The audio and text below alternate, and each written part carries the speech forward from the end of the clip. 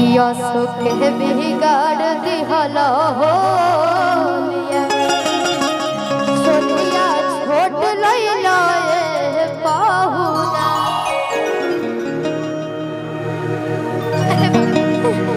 आज के ऊपर नीचे लाइल बने दोनों बरान हो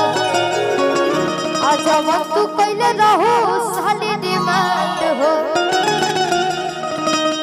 या वो पहना दी भूख लगा दी कि देखे दोसर के हो आंसू के बिगाड़ दिहला हो सोनिया छोट लैला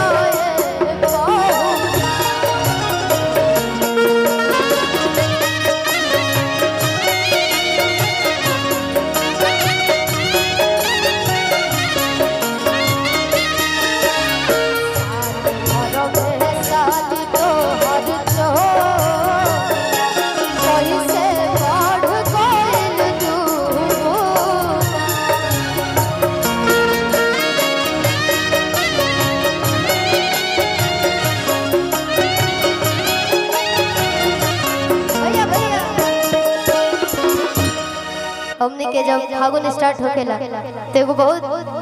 बढ़िया एगो गीत सब लोग गावेला हमने के दादाजी लोग गांव में गाई ना जा तनी तो गाए बोल दे हमने अभी 6-5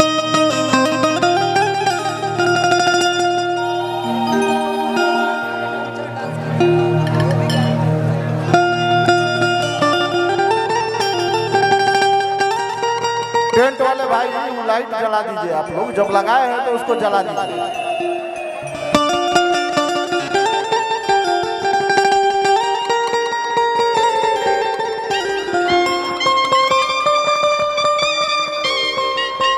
क्या बात है क्या बात है औरत ये कह दिया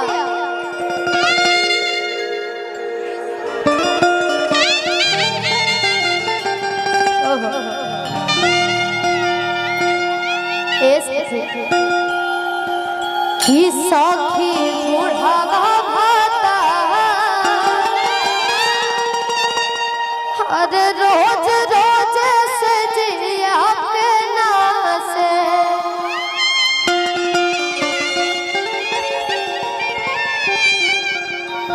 कि सखी बुढ़ावा भाता रोज